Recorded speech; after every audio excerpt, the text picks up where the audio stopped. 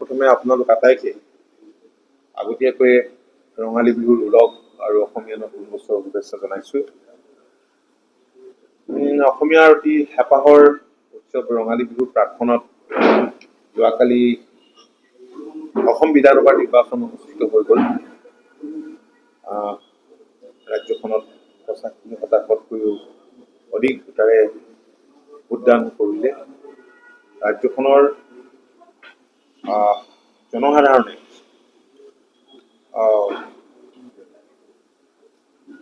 এইবাৰ ৰাজ্যখনৰ মুঠ 85%তকৈও অধিক ভোটাৰে নিজৰ পচন্দৰ প্ৰাৰ্থীগৰাকীক দিছপুৰলৈ প্ৰতিনিধি হিচাপে প্ৰেৰণ কৰিবলৈ কালি ভোটদান পৰ্বত অংশগ্ৰহণ কৰে। ৰাজ্যখনৰ বিভিন্ন স্থানত বসবাস কৰা বিভিন্ন জাতি জনগোষ্ঠী তথা ধৰ্মাৱলম্বী ৰাইজে কালি প্ৰতিকূল বতৰকো নেওচি যিধৰণে ভোটদান কৰিলে, যি ব্যাপক হাৰত ভোটদান কৰিলে, সেই কথাই প্ৰমাণ কৰিলে যে অসমত গণতন্ত্ৰ অত্যন্ত শক্তিশালী।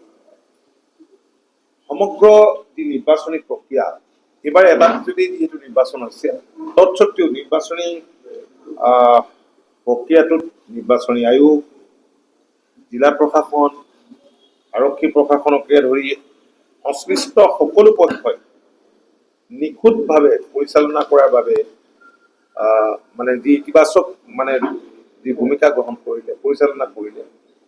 আৰু ভাৰতীয় জনতা পাৰ্টি, অসম গণ পৰিষদ, BPF, ৰাভা জাতীয় ঐক্য মঞ্চ আৰু সন্মিলিত গণশক্তি, অসমৰ সকলো স্তৰৰ বিষয়ববীয়া আৰু সদস্যসকলক ঐক্যবদ্ধভাৱে নিৰ্বাচনত জড়িত হোৱাৰ লগতে সহায় সহযোগিতা আগবঢ়োৱাৰ বাবে আমি ধন্যবাদ আৰু কৃতজ্ঞতা জনাইছোঁ অসম গণ পৰিষদ দলৰ তৰফৰ পৰা।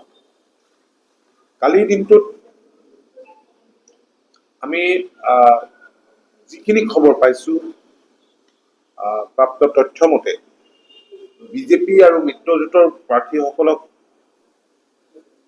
ব্যাপক হাৰত ভোটদান কৰিছে। তাৰ বাবে আমি অসমৰ ভোটদাতা ৰাইজক আমি ধন্যবাদ জনাইছোঁ। ভোটদাতা ৰাইজৰ প্ৰতি আমি গভীৰ কৃতজ্ঞতা জ্ঞাপন কৰিছোঁ।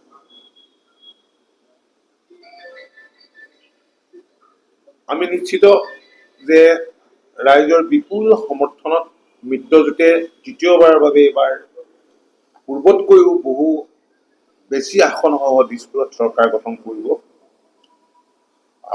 এতিয়া অপেক্ষা মাথো ভোট গণনাৰ দিনটোলৈ, 4 তাৰিখৰ দিনটোলৈ। এটা কথা ক'ব লাগিব যে নিৰ্বাচনৰ দৰে এটা কঠিন অগ্নি পৰীক্ষা ৰাইজে এইবাৰ মিত্ৰজোঁটৰ প্ৰতি সমৰ্থন জনালে, মিত্ৰজোঁটৰ প্ৰতি জনোৱা অভূতপূৰ্ব সমৰ্থনৰ মূলতে হ'ল মুখ্যমন্ত্ৰী ডক্টৰ হিমন্ত বিশ্ব শৰ্মা ডাঙৰীয়াৰ নেতৃত্বত আমাৰ চৰকাৰখনে বিগত সময়ছোৱাত ৰাজ্যখনৰ উন্নয়ন আৰু বিকাশৰ লগতে খিলঞ্জীয়া জনসাধাৰণৰ সুৰক্ষিত ভৱিষ্যতৰ বাবে যি ধৰণে দৃষ্টান্তমূলক কাম কাজ কৰি দেখুৱালে। আমি ৰাইজক কথা দিছোঁ, হেট্ৰিক কৰিবলৈ আগবঢ়া বিজেপি মিত্ৰজোঁটে চৰকাৰ গঠন কৰাৰ পিছত পূৰ্বতকৈ বহুগুণে বিকাশ আৰু উন্নয়ন সাধনৰ লগতে অধিক কল্যাণকামী আঁচনি প্ৰৱৰ্তন কৰিব। বিধানসভা নিৰ্বাচন সফলভাৱে সম্পন্ন হোৱাৰ এই আনন্দময় পৰিৱেশত ব্যক্তিগতভাৱে বোকাখাত সমষ্টিবাসী ৰাইজৰ ওচৰত চিৰকৃতজ্ঞ। কালিৰ ভোটদান পৰ্বত সমষ্টিটোৰ ৰাইজে যি হিল্লোল ভাঙি যিদৰে ভোট কেন্দ্ৰলৈ গৈ আমাৰ সমৰ্থনত নিজৰ বহুমূলীয়া ভোট প্ৰদান কৰিছে, তাৰ বাবে মই ৰাইজৰ ওচৰত গভীৰ কৃতজ্ঞতা জনাইছোঁ। বিগত 2016 বৰ্ষৰ নিৰ্বাচনৰ পৰা সমষ্টিটোৰ ৰাইজে মোৰ প্ৰতি নিৰৱচ্ছিন্নভাৱে আগবঢ়াই অহা আস্থা, আশীষ, মৰম আৰু আন্তৰিকতাক লৈ মই অত্যন্ত অভিভূত। ৰাইজৰ মোৰ প্ৰতি থকা এই আত্মীয়তা আৰু বিশ্বাস মই কেতিয়াও অথলে যাবলৈ নিদিওঁ। পূৰ্বতকৈ অধিক উৎসাহ আৰু সক্ৰিয়তাৰে সমষ্টিটোৰ ৰাইজৰ মাজত থাকি উন্নয়নমূলক কাম কাজ কৰি যাম। বোকাখাত সমষ্টিৰ লগতে সমগ্ৰ ৰাজ্যজুৰি আমাৰ প্ৰাৰ্থীসকলৰ জয় নিশ্চিত কৰাৰ ক্ষেত্ৰত দিনে নিশাই পৰিশ্ৰম কৰা